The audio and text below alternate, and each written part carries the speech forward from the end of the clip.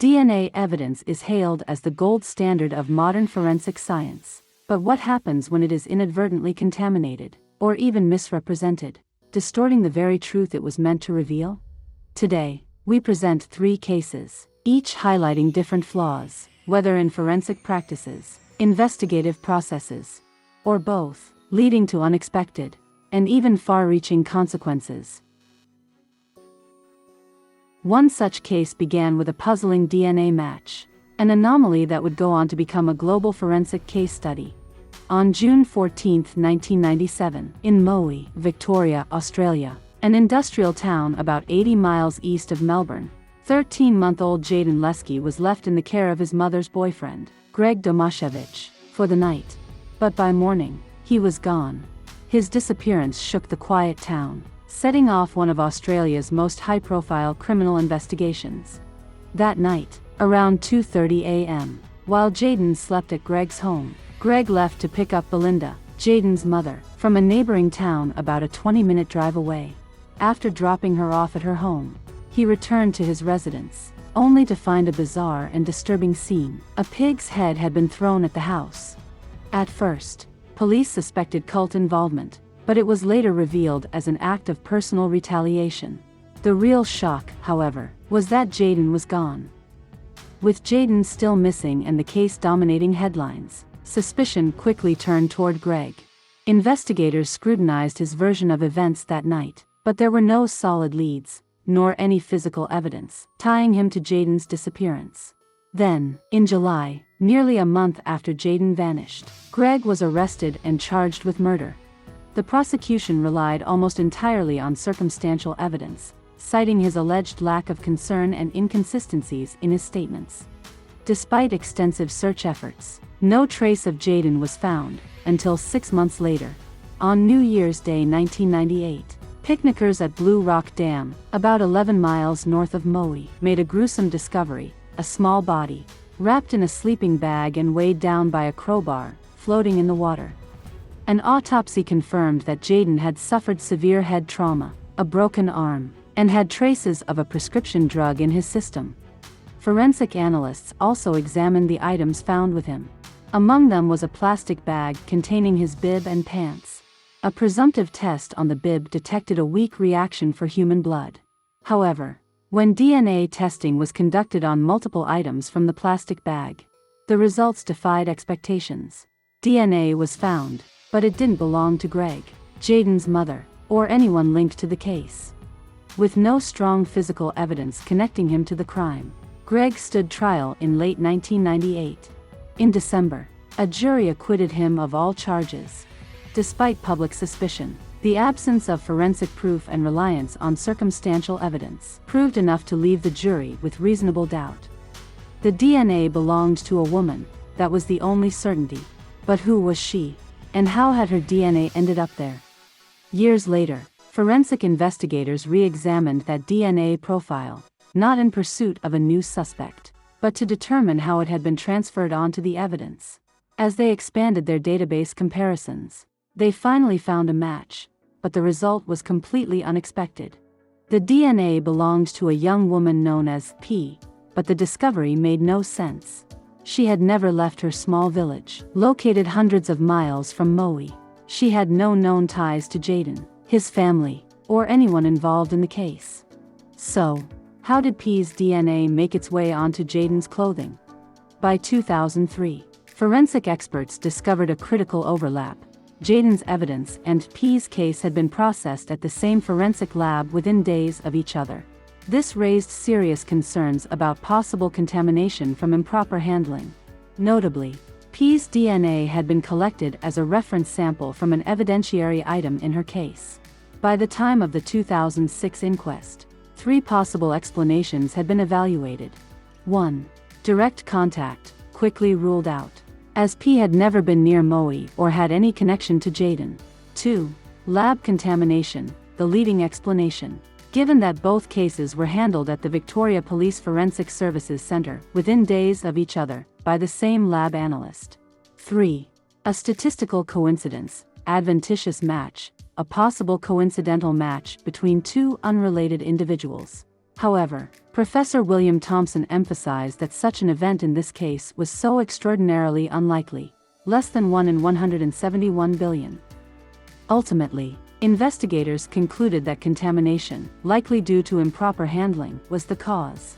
The close timing and shared forensic processing of both cases made it highly probable that biological material was transferred through contaminated lab equipment or procedural oversight. Though this widely debated forensic mystery was eventually resolved behind the scenes, Jaidyn Leskie's case itself remains unsolved to this day. The 2006 inquest concluded that Greg Domashevich likely contributed to Jaidyn's death, but stopped short of holding him solely responsible. With double jeopardy laws preventing a retrial, Jaidyn's family is left without definitive answers or justice. The case also brought attention to parental responsibility. In its aftermath, the Victorian government introduced educational resources to help parents make informed decisions when choosing a babysitter. But what if DNA from a victim somehow appeared in the evidence of a completely different crime scene? A place the victim had never been. A crime that hadn't even happened yet when the victim had already been dead for weeks. Impossible? Not quite. Let us introduce one of the most baffling cases documented by Dr. Silverman in Written in Blood, a case truly one for the books. Dr. Mike Silverman, one of the UK's leading forensic scientists, was dedicated to upholding the highest standards in crime scene analysis. At the time, he served as the National Account Manager for the Forensic Science Service, responsible for investigating forensic errors and ensuring lab protocols were upheld. Under his supervision, every step of forensic analysis was meticulously controlled. Evidence was handled with strict procedures, analyzed in sterile environments, and cross-checked to eliminate inconsistencies. Yet, despite these safeguards, Dr. Silverman soon faced an impossible forensic anomaly, one that defied logic and challenged the very foundations of forensic science. In 1997, a woman was murdered in London. Forensic experts followed standard procedures, logging evidence, collecting swabs, and submitting samples for DNA testing. Weeks later, another homicide occurred in a different location. Forensic teams processed the scene using the same forensic protocols, meticulously analyzing samples for potential leads. Then, a police investigator confronted Dr. Silverman with a startling accusation. "We've got a serious problem," he said, his tone sharp with frustration. He was convinced the lab had messed up the evidence, and he wasn't holding back his blame. At first, Dr. Silverman was caught off guard. Had there been a mistake? A mislabeled sample? A database error? But as he reviewed the findings, one fact became undeniable. DNA examined from the second victim initially appeared to belong to a potential suspect. But in reality, it matched the first victim, who had already been dead for weeks. Her forensic samples had already been processed before any evidence from the second victim was even introduced. There was no logical way for her DNA to be present in the second victim's forensic samples, which didn't exist at the time of her death. It was scientifically indisputable, but the implications seemed impossible to explain. The DNA database didn't lie. The transfer had happened, but where, when, and how? At the time, forensic DNA databases were still in their infancy. The UK's National DNA Database, NDNAD, the first of its kind, had only been established in 1995. In the US, CODIS was still in its pilot phase and wouldn't become fully operational until 1998. Dr. Silverman examined every possibility. A database error? Unlikely. The match had been verified multiple times. Lab contamination? Possible. But strict protocols were in place to prevent it. Every safeguard had been followed, evidence was sealed, forensic testing was conducted in a controlled environment, and the two cases were processed weeks apart. Yet, somehow, the impossible had happened. That left only one explanation. Contamination had occurred before the evidence ever reached the lab. Dr. Silverman retraced the chain of custody, focusing on where and how the DNA was first introduced. The autopsy room. The first victim's body had undergone multiple post-mortem examinations, including a second autopsy and an independent review requested by the defense, just one day before the second victim was brought in. Forensic pathologists had taken additional samples, including fingernail clippings, using a specialized pair of scissors. The following day, those same scissors were used again, this time, to collect nail clippings from the second victim. Although the scissors had been cleaned according to standard decontamination procedures, these protocols predated the era of DNA forensics. Tiny, undetectable traces of the first victim's DNA remained on the scissors, transferring onto the second victim's fingernails. The realization was as unsettling as it was enlightening. The very tools designed to preserve forensic integrity had inadvertently created a forensic mirage, falsely linking two victims who should have never crossed paths, except through cross-contamination. For Dr. Silverman, the implications stretched far beyond this single case. This was one of the earliest documented instances of cross-contamination in forensic science. In response, he issued a nationwide advisory to forensic pathologists and mortuary staff, recommending that all nail clippings be taken only with disposable scissors, plastic with metal-reinforced blades, and sealed in the same evidence bag to confirm they were used only once. Though not legally mandated, his recommendation was widely adopted, influencing forensic protocols and setting a new standard for best practices. Even the smallest procedural oversight can create the illusion of evidence, a wake-up call that even the most trusted forensic science is not immune to deception. And yet, not all forensic evidence is interpreted correctly, and sometimes, the truth is ignored until it's too late. Imagine spending decades working in forensic science, helping to solve crimes, ensuring that justice is served. After retiring, you finally settle into a quiet life with your loved ones. But one day, the very science you dedicated your career to turns against you. This is the story of Kevin Brown, a former criminalist whose past came back to haunt him in the most unthinkable way. In forensic science, inadvertent DNA transfer can occur in two ways. Contamination occurs when foreign DNA is accidentally introduced onto evidence from an external source. The DNA does not come from another forensic evidence, it comes from a third party, e.g., lab personnel, a tool, or a surface.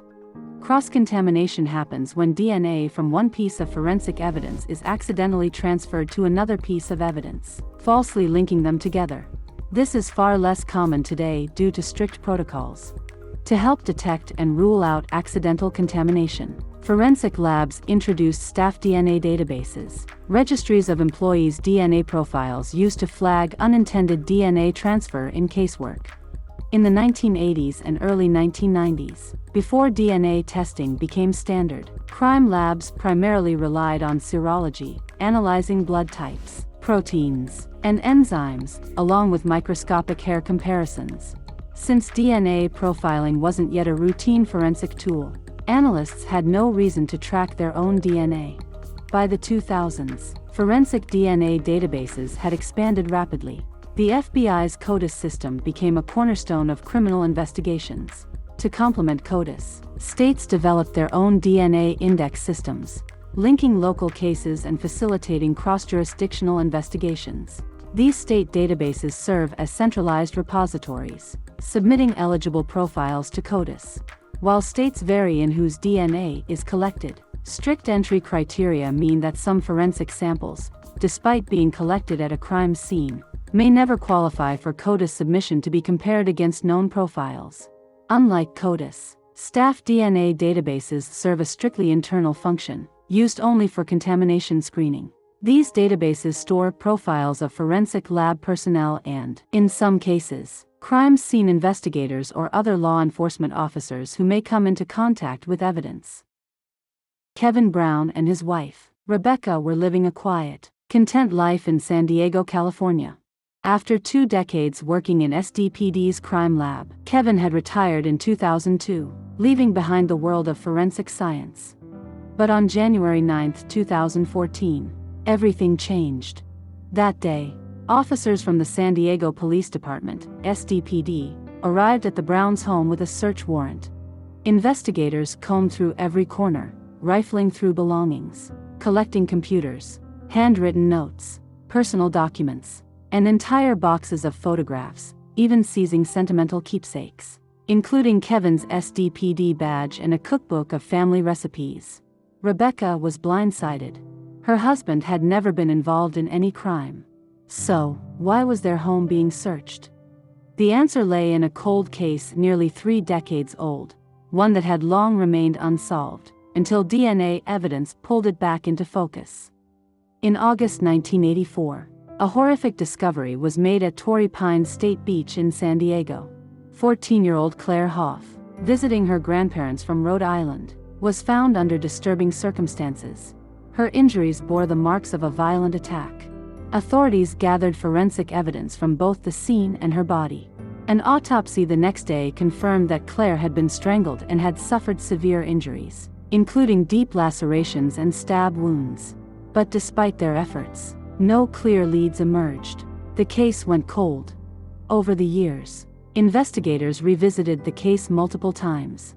Finally, in 2012, advances in forensic science enabled the SDPD cold case team to re-examine key evidence, specifically ordering new DNA testing on the vaginal swabs, a towel, and Claire's clothing. The results pointed to Ronald Tatro, a man with a history of violent assaults on women. But by then, Tatro was already dead.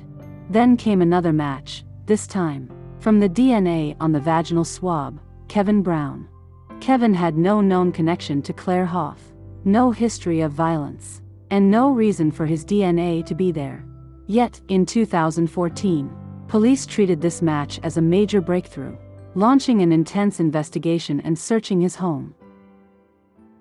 In 1984, following the discovery of her body, a pathologist at the coroner's office collected oral, anal, and vaginal swabs. The SDPD lab documented receiving one set of these swabs, including a single vaginal swab. At the lab, a criminalist conducted standard forensic testing, beginning with an acid phosphatase (AP) test, a presumptive chemical test used to detect enzymes found in high concentrations in semen. The result was weak or negative, indicating little to no presence of semen. A follow-up microscopic examination confirmed no sperm cells were present. A separate examination by the coroner's office also found no spermatozoa on any of the swabs. And the autopsy report noted no physical trauma specifically indicative of sexual intercourse. In 1999, an SDPD lab analyst re-examined the evidence. During this review, 2 notable findings were documented. What had been recorded as a single vaginal swab in 1984 was actually 2 swabs stuck together. Microscopic analysis revealed approximately 15 sperm cells. At the time, these findings were simply noted in the case file. No further questions were raised about the number of swabs or the significance of the sperm count. In 2012, nearly 30 years after Claire's murder, forensic analysts conducted DNA testing on the evidence. The vaginal swabs were processed as a single sample using a combined DNA extract. The results changed everything, or so investigators believed. To them, this was a long-awaited breakthrough, the forensic link they had been searching for. What they failed to realize, or chose to ignore, was the real reason Kevin's DNA appeared in the case file. This answer, how and when it had ended up on this evidence, traced back to a long-overlooked flaw in forensic practices, one that had been simply sitting in plain sight. To see the full picture, we need to rewind to where it all began, 1984. As part of the initial forensic analysis, analysts conducted one of the most routine serological tests, the acid phosphatase (AP) test, which required a positive control sample, a known semen sample, to ensure the reagent was functioning properly. Modern crime labs use commercially manufactured control samples, but at that time, SDPD analysts used their own semen for this purpose. These personal control samples were stored on cloth or cotton swatches at their workstations, exposed to open air. Analysts frequently shared their samples with colleagues, cutting off small pieces for use in testing. Why this was a problem? No tracking system. These personal samples were undocumented and unregulated. Airborne transfer and flaking. Dried semen flakes could transfer onto lab surfaces, evidence, or other materials, leading to unintended DNA transfer. No contamination safeguards. DNA technology wasn't yet on the radar, so analysts had no reason to consider the risk of even cross-contamination. where DNA from one evidence sample could unknowingly transfer to another. Back then, this practice wasn't considered problematic. As forensic DNA databases became more common, SDPD analysts, including Kevin Brown, submitted buccal swabs for contamination screening after the lab began DNA testing in 1992. While this was a step toward improving forensic accuracy, it also meant Kevin's DNA profile was now stored in a database, making it retrievable if contamination ever occurred. In 1999, analysts re-examined the evidence and recorded two key details. The vaginal swab, originally logged as a single swab in 1984, now consisted of two tan-colored swabs stuck together. Under microscopic analysis, the analyst identified 15 sperm cells, a relatively low count compared to what would typically be expected in a sexually related case. This discrepancy left an inexplicable gap in the records. Where did the second swab come from? And when was it added? One possible hypothesis could be that in 1990, when the San Diego County Coroner's Office transitioned into a medical examiner's office, its evidence handling policies changed. Since the ME's office operates independently from law enforcement and does not function as a crime lab, it's possible that the originally retained coroner's set of swabs was transferred to SDPD custody sometime during the 1990s, but without proper documentation. If so, the swabs may have been combined at some point before being analyzed in 1999. However, no official records have been found to support this inferred theory. In 2012, an SDPD criminalist conducted DNA testing on key evidence, including the two vaginal swabs. For the swabs, he pooled and analyzed the sperm fraction as a combined extract, a method that merged the biological material from both swabs into a single sample. Forensic analysts sometimes combine swabs to maximize DNA yield, particularly when the biological material is limited or degraded. However, this approach has a major drawback. It eliminates any ability to determine where each DNA profile originated. If contamination was present on even one swab, the entire sample would be affected. Today, most labs prioritize testing swabs separately whenever possible. When the results came back, 3 DNA profiles were detected. Ronald Tatro, a convicted serial offender, whose DNA was found on Claire's clothing and blood stains. An unidentified male contributor, later confirmed to be Claire's boyfriend. Kevin Brown, a retired forensic analyst, whose DNA was found exclusively on the vaginal swabs. The forensic link between him and the victim drove investigators to pursue the case relentlessly, one that would ultimately have devastating consequences. On October 20, 2014, Kevin Brown made a decision. He ended his own life. Just 10 months after his world was turned upside down. A man who had devoted decades to forensic science now found himself caught in the crosshairs of an aggressive investigation. The very system he had once trusted suddenly cast doubt on him. After police executed the search warrant, Kevin repeatedly asked for the return of his personal belongings, including irreplaceable family items, but SDPD refused. Every day, he lived with the crushing reality that detectives saw him as a suspect in a horrific crime. He insisted he had never met Claire Hoff and believed the DNA link had to be contamination. Yet, investigators pushed forward, treating him as if the DNA alone proved his guilt. As months passed, Kevin's mental health spiraled. Once optimistic and content in retirement, he became withdrawn and anxious, unable to escape the weight of the accusation. He couldn't sleep. He barely ate. He fixated on proving his innocence, desperate to clear his name. Rebecca saw it happening in real time. She warned Detective Lambert that Kevin was in severe distress, so much so that her brother removed all firearms from their home. Then, on that day, Kevin left his Bible on the table. A passage from the Psalms about being wrongfully accused marked in ink, before taking a final drive to a remote area near Cuyamaca State Park. Rebecca was shattered. The man she loved had been driven to despair, not by guilt, but by the system that refused to listen.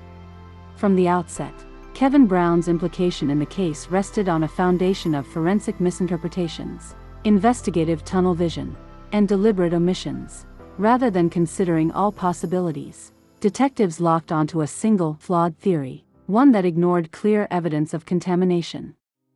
Ignoring the scientific red flags, investigators disregarded multiple forensic inconsistencies that should have raised immediate doubt about Kevin's alleged connection to the crime.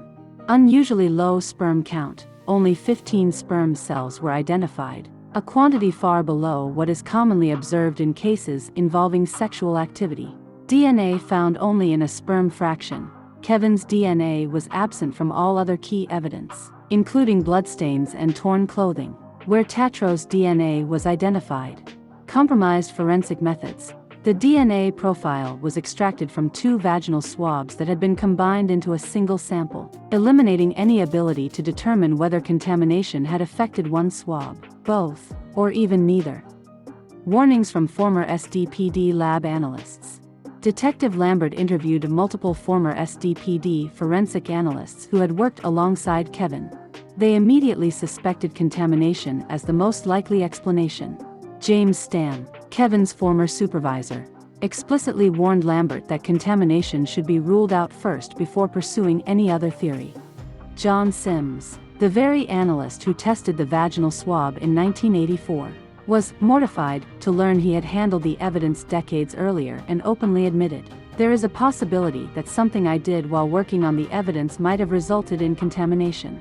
Sims further acknowledged that he was deeply concerned he might have breached forensic protocol, potentially introducing contamination from an external source. Even with these explicit warnings, Lambert omitted their statements from his affidavit. Omitting exculpatory evidence. When applying for a search warrant, Detective Lambert made critical omissions and misrepresentations. He failed to disclose that the 1984 autopsy made no determination of sexual assault, noting only a single deep vaginal laceration, and that initial forensic tests detected no sperm on any of the swabs. He withheld the fact that sperm cells were not identified on the vaginal swab until 1999, long after the evidence had been stored. He falsely claimed that cross-DNA contamination is not possible, emphasis in original, despite forensic analysts acknowledging that cross-contamination was possible and a known forensic risk. He omitted a crucial fact about SDPD's outdated forensic practices, that in the 1980s, male analysts, including Kevin, routinely used their own semen samples for testing. This practice, known to introduce a high risk of contamination, was never disclosed. He failed to mention that despite a lengthy investigation, no evidence ever linked Kevin and Ronald Tatro, undermining the theory that the 2 men acted together. Despite overwhelming evidence pointing toward contamination, Lambert pursued the warrant, disregarding a fundamental fact. Kevin Brown's DNA profile was in a contamination screening database, never intended to be interpreted as evidence of guilt. Everything detectives ignored, dismissed, or concealed eventually came to light, not through their own admissions, but through Rebecca Brown's relentless fight to clear her husband's name. Though Kevin was never officially charged or arrested, the intense scrutiny took a devastating toll. Rebecca's legal battle, which stretched from the district court to the Supreme Court, exposed these reckless investigative tactics that led to his wrongful implication and the tragic consequences that followed. Rebecca never intended to attack the San Diego Police Department or its detectives. Her only goal was to defend Kevin's name and seek accountability.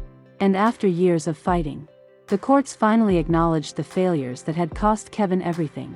In 2020, she was awarded a $6 million settlement, not as justice, but as an acknowledgement of the irreversible damage inflicted on her husband and their family. But for Rebecca, the real victory was ensuring that Kevin's name would not be remembered as a suspect, but as a victim of a deeply flawed system. Very relieved, and I know that Kevin was finally vindicated. My voice was heard, and his voice was heard. The evolution of forensic science isn't just driven by technology, it's also shaped by the hard lessons learned from its own past mistakes. Yet, one challenge remains unchanged, even today: the interpretation of evidence. As Dr. Silverman noted in his book, forensic results don't speak for themselves. The same piece of evidence can be framed in different ways, shaping narratives that may either convict or exonerate. And in the courtroom, where everything depends on how evidence is presented, This gray area is where science meets human judgment, and where it becomes a battleground. Even with the power of forensic science, how the evidence is interpreted, explained, and understood remains an inseparable part of the process. Law enforcement, prosecutors, defense attorneys, and jurors all weigh forensic findings differently, and misinterpretation can lead to devastating miscarriages of justice. No matter how advanced forensic technology becomes, its findings still require careful interpretation. Perception, colored by subconscious bias, shapes understanding, and sometimes, what one expects or wants to see can unintentionally influence conclusions. Evidence doesn't exist in isolation. It must be understood within its proper historical and procedural context. Thank you for joining us in exploring the nuances of forensic science. If you enjoy thought-provoking stories that navigate the fine line between truth and mystery, science and discovery, please subscribe to Whim's Wonders for more.